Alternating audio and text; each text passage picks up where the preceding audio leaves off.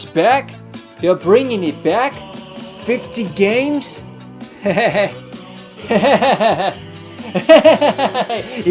baby! Yeah! Wait, which 50? Okay, Alien Crush. Yeah, that's a good one. Alright, games in Japanese. Okay. Well, at least Castlevania's on there. And Snatcher? Alright, good luck playing that one. What the heck is Gate Ball? Where's Bloody Wolf?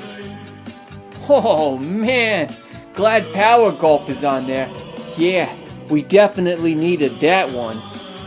Freaking Motor Rotor? But no Bloody Wolf? Okay, okay, alright, I'm screwed. We're all screwed.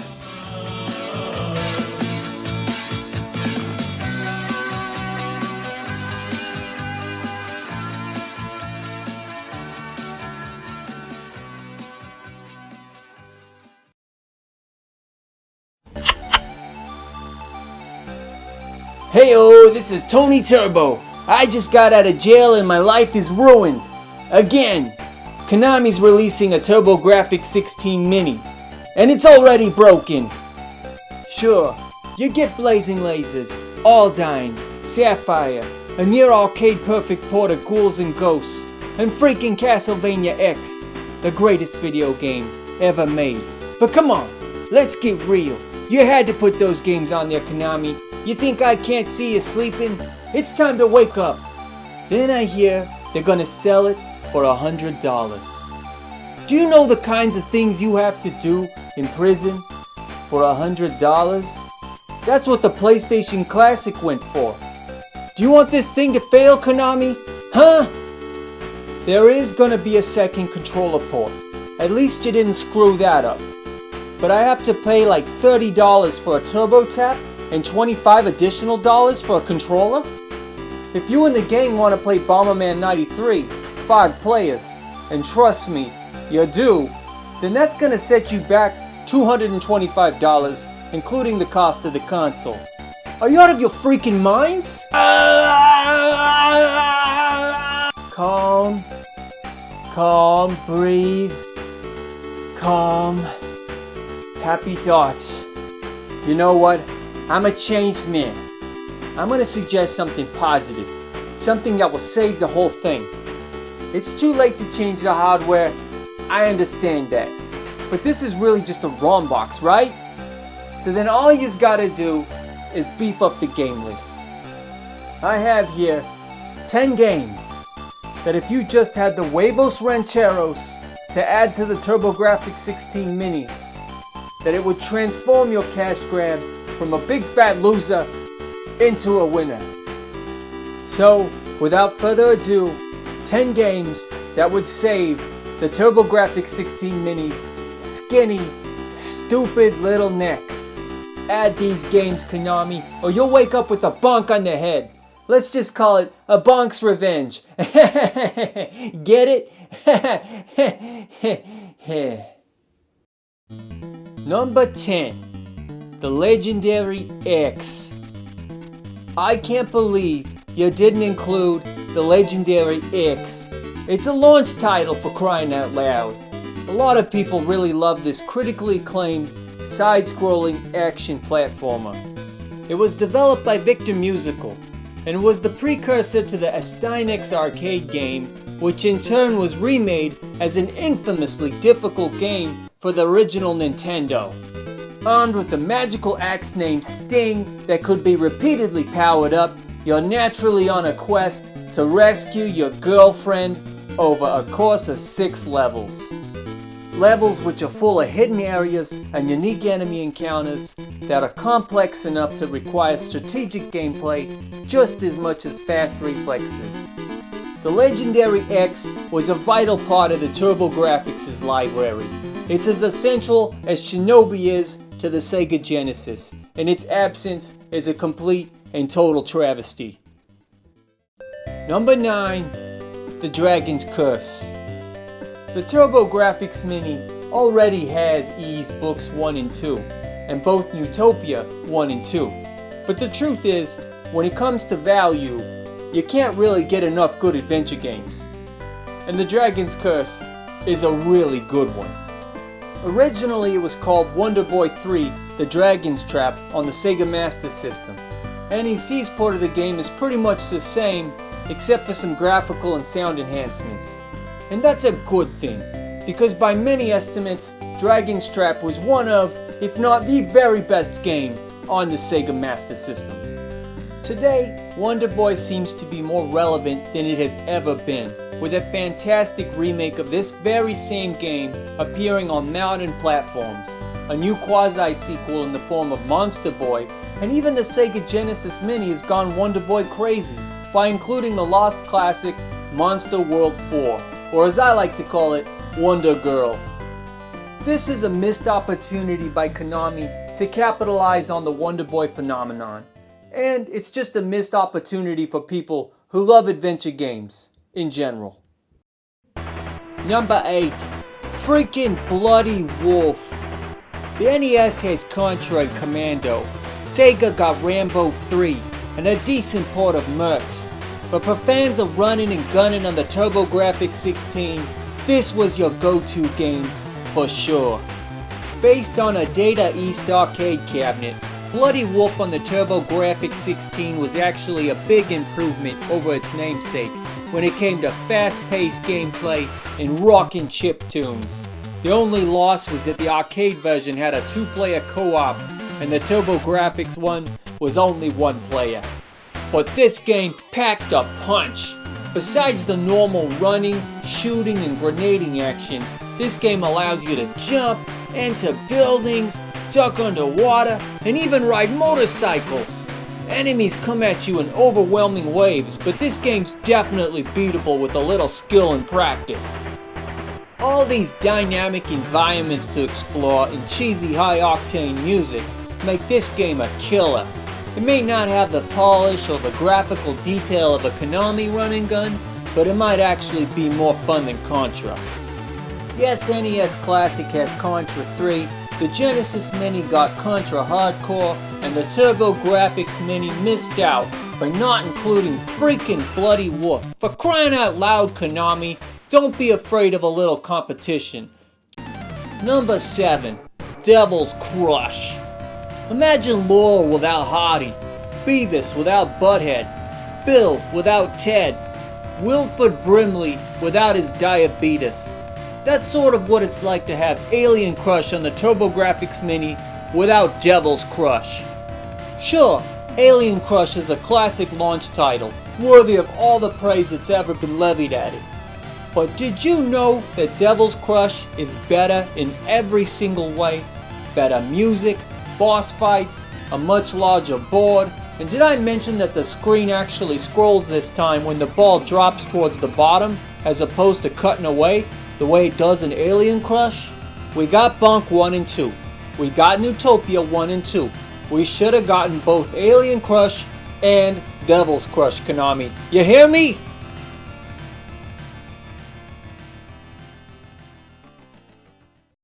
Number 6. Aero Blasters, aka Airbuster.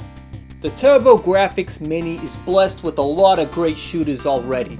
But how many of them are 2-player simultaneous co-op, baby? Sapphire is. That's 1. Good choice. But this would have made 2, and you know what? 2 is always better than 1. Especially when we're talking about one of the best shooters on the TurboGrafx-16. Sega Genesis, Sega Saturn, Mars, Neptune, all the way to Uranus. Whatever, there's no limits anymore. Not when we're talking about a game as smooth and as addictive as Aero Blasters, a port made by Hudson Soft of a Coleco arcade game. Just listen to that killer soundtrack and feel that tight gameplay, but don't get too relaxed, because by the end of level 1, alien invaders destroy your city, killing millions of people. Now it's time for payback. Coast through high-speed tunnels, engage in aerial dogfights, and take on screen-filling super bosses. It's Aeroblasters, or Airbuster. The Japanese name was Airbuster. Either way, it's one of the best shooters on the TurboGrafx-16, as well as one of the best two-player co-op games. I guess they just needed to make more room for Turbo Golf, right? You hear that, Konami? It's called sarcasm, you dumb bastards.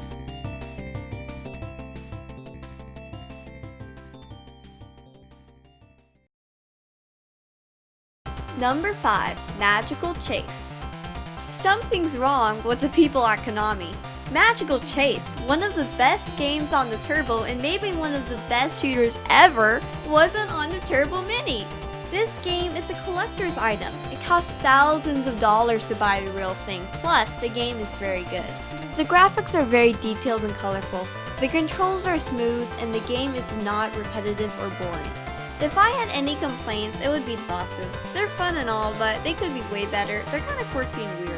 When you beat Breezy Mode, the game stops after you beat level 3 and tells you that in order to play all the levels and beat the game, you have to either play in Bumpy Mode or Rough Mode. Oh, and by the way, I beat Breezy Mode, and Breezy Mode should not be called Breezy Mode.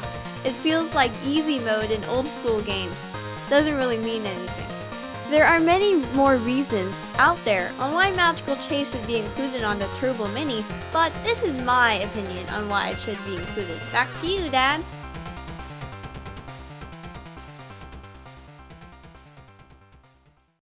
Number 4. Gate of Thunder. One of the big selling points, perhaps the biggest selling point of the TurboGrafx Mini, is that it's going to include both CD games and Super Graphics games. Castlevania X by itself should sell 1 million of these things. Lord of Thunder, of course Lords of Thunder, gotta have it. But no Gate of Thunder? Are you freaking kidding me? In the US, you bought the Turbo Duo so you could get a chance to even play Gate of Thunder. This game was the reason. And now you mean to tell me they're not even gonna bother including it here? It's essential. It's an essential Turbo CD game, and it's not like this is some obscure third-party title either. This is Red Company and Hudson Soft all the way. Sure, it's not the best shooter for the PC Engine, don't get me wrong, but it is definitely one of the top 5 shooters. Leaving it out is like calling yourself the Beatles without Paul McCartney or something. This isn't really a TurboGrafx Mini we got here, ladies and gentlemen. I hate to break it to you, but Konami's just given us a cover band. The Cover Band Mini. Put that on the box, you morons.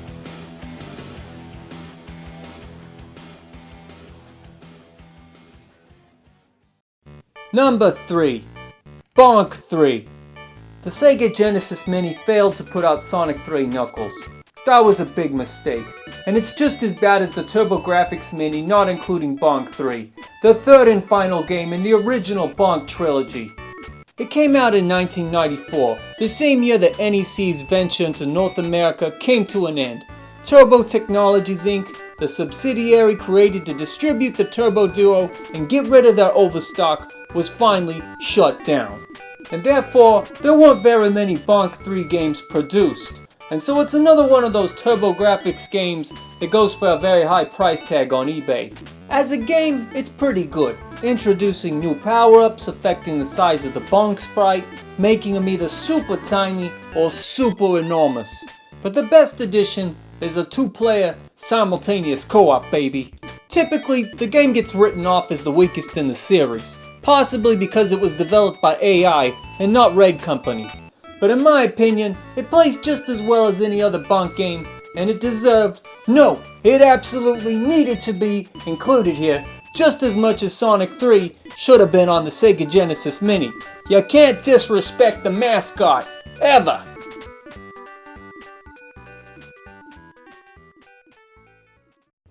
Number 2, Street Fighter 2. Are you serious? The number 1 arcade game of the 1990s isn't going to be included on the TurboGrafx Mini. We're getting all these weird Japanese PC Engine games, but we're not getting Street Fighter 2, a port so good that it might actually be the best home version in existence? Oh, I know what you're gonna say, but what about the controllers? Because as we all know, playing Street Fighter 2 on the Sega Genesis or the TurboGrafx controller was like trying to do trigonometry while riding a unicycle. Not quite impossible, but also pretty stupid looking. Listen, the TurboGrafx-Mini has a USB port, right? Just make the thing compatible with all the USB 6-button controllers that everyone's already gonna have to buy for their PC or the Sega Genesis Mini. Bada bing, bada boom. No, this was a big mistake to let go. Street Fighter 2 was an event, and the version of the PC Engine was so good that it was like ringside seats, baby. They had to put this game on there. Nintendo knew it, Sega knew it, but Konami, you guys blew it. Fix it, Konami.